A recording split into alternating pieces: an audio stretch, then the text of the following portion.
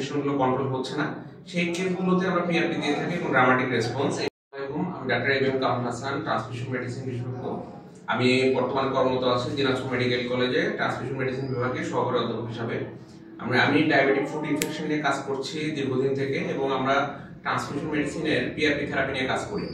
এবং food infection বা পায়ের ক্ষত যেগুলো দীর্ঘদিন থেকে হয়ে আসছে এবং বিভিন্ন রকম ওষুধ খাচ্ছেন বা বিভিন্ন ট্রিটমেন্টে আছেন, এই পায়ের ইনফেকশনগুলো কন্ট্রোল হচ্ছে না, সেই কেসগুলোতে আমরা পিআরপি দিয়ে থাকি এবং ড্রামাটিক রেসপন্স। এই পেশেন্ট ইনি এসেছেন ফুলবাড়ি, দিনাজপুরের ফুলবাড়ি থেকে, একটু ভিতরে ওইখান থেকে, এবং ওনার হিস্ট্রিটা এরকম ছিল যে 6 মাসের মতো না, 6 মাসের মতো পায়ের ইনফেকশন নিয়ে উনি ভুগছিলেন, এবং ছোট একটা ক্ষত থেকেই সেটা ড্রেসিং করতে করতে বা একটা পর্যায়ে উনি এখানে ডায়াবেটিক হসপিটালে ভর্তি ছিল, মানে একটা বড় আকার ধারণ করে। আমরা তাকে পরপর আজকে কয় নম্বর পিআরপি আপনার?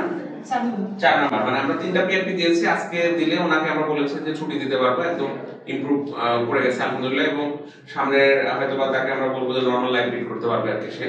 এটাই আর কি, যে ডায়াবেটিক ফুড ইনফেকশনে পিআরপি থেরাপির ভূমিকা আসলে অকল্পনীয়, এবং আধুনিক চিকিৎসার মধ্যে বলা যায় যে এটা একটা মানে ভালো মানের চিকিৎসার দিকে আমরা আগাচ্ছি, যেখানে মানে ডায়াবেটিক রোগীদেরকে হসপিটালের রেগুলার থাকা বা দীর্ঘদিন থাকতে হয়, এই টেন্ডেন্সিটা কমে যাচ্ছে। সেই সাথে সাথে অনেক ধরনের অ্যান্টিবায়োটিকের ফলে যে তাদের অ্যান্টিবায়োটিক রেজিস্ট্যান্সি, সেটা কিন্তু আর হচ্ছে না।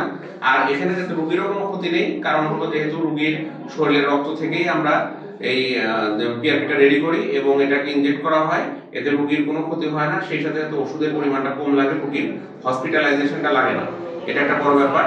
এখানে কিন্তু রোগী এবং রোগীর পরিবারের সবাই স্বাচ্ছন্দ্যে এই চিকিৎসাটা নিতে পারেন, এবং সেই ক্ষেত্রে দেখছি আমরা ছোটখাটো জায়গাতে যেখানে আগে অ্যাম্পুটেশনের প্রয়োজন হতো, আমরা আশা করি ছোট না বড় বড় অঙ্গগুলোকেও আমরা এই পিআরপির মাধ্যমে তার কিওর করতে পারছি, এবং তার নরমাল লাইফে চলে যাচ্ছে, অ্যাম্পুটেশনের রেট কমে যাচ্ছে। আশা করি ভালো থাকবেন। আসসালামু আলাইকুম।